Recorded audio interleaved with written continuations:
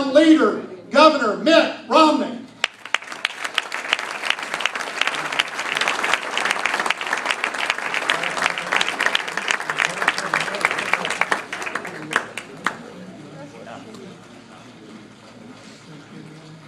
Thanks, Gary. Thank you, my friend. Good to see you. That got to run for office. You know that right there? Yeah, she is amazing. I'll tell you, that is really something. You guys been here for a while. Who's here? I don't know what drew you in here today, but I appreciate the fact that you're here and you're willing to say hi to me today. And someone handed you some signs. Isn't that nice? Wave your signs here. Thank you. Wow, look at that. Very impressive. Very impressive. You can put those on your wall if you'd like. They're too big to put in your car. But, well, actually, you can put them on the back of some of those golf carts. You know that? Yeah, they'll block the sun coming in from the back. And looking outside, they got the shades drawn. I'm not quite sure how the weather is, but it's always a beautiful day at the village, isn't it? Yeah.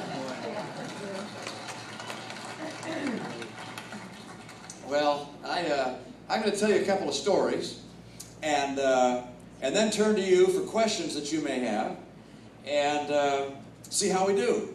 And we could go on all afternoon like that, but I'm not sure we'll do that. But let me start off with a couple of things. My wife and I have been married 42 years, 43 years in March. We met in high school, fell in love with her then, went on our first date when she was just turning 16, and made sure she didn't meet anybody else, so I closed the deal early.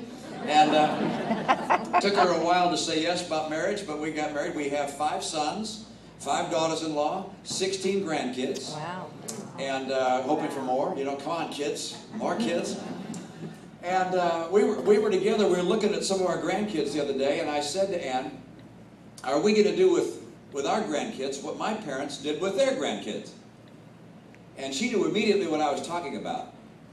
Because what my parents did, when they got a group of their grandkids, and they had 25 or so grandkids, when they'd get a group of grandkids that would turn 12, 13 years old, they'd get 3 or 4 of them, put them in their Ford Econovan, and drive them for 30 straight days across the country, going to one national park after the other.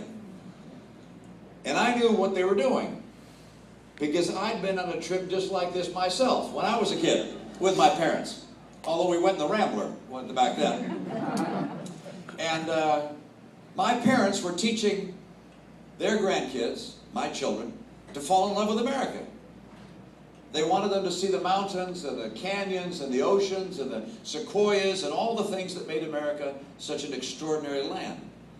I also knew that they were teaching my kids, indoctrinating them in the power and majesty of the American spirit. Because I, again, having been on this trip, remember my mom and dad reading from a book that told some of the stories of the crafting of America. This was a book written by an author named Irving Stone in the 1960s. He wrote a book called Men to Match My Mountains. And in this book, it described the characters, women and men, who had settled the American West and the kind of risks they took and the kind of culture they built. I was telling that story a few weeks ago at the home of a gentleman, and after I was finished, he stood up and he said, Mitt, I'll bet you don't know the poem from which the name of that book was taken, Men to Match My Mountains. I said, you're right, I didn't know it was taken from a poem. And he proceeded to recite 4 lines of a poem written by Samuel Walter Foss in the 1800s, describing the character of those that would craft this nation. And I've learned those 4 lines, even I can learn 4 lines, and they go like this. It says, bring me men to match my mountains. Bring me men to match my plains.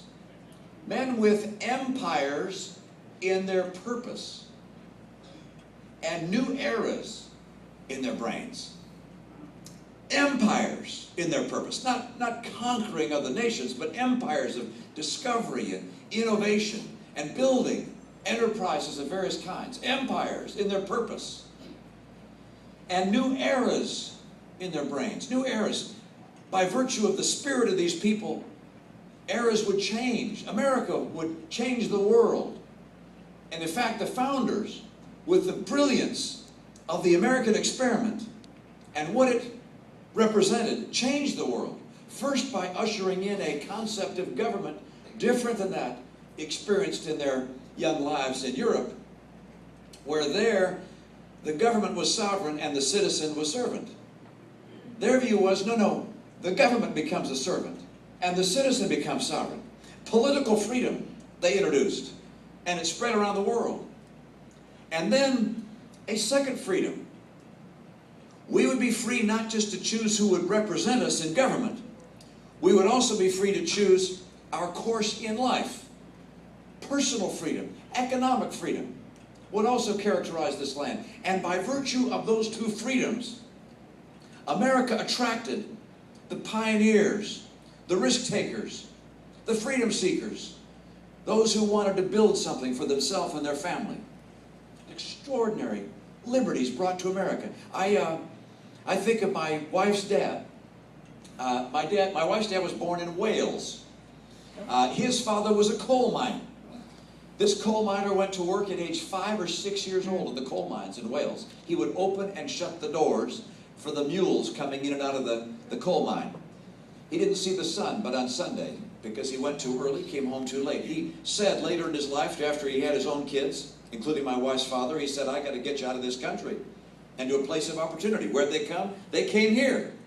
They got to America and figured out that to be highly successful, they had to have education.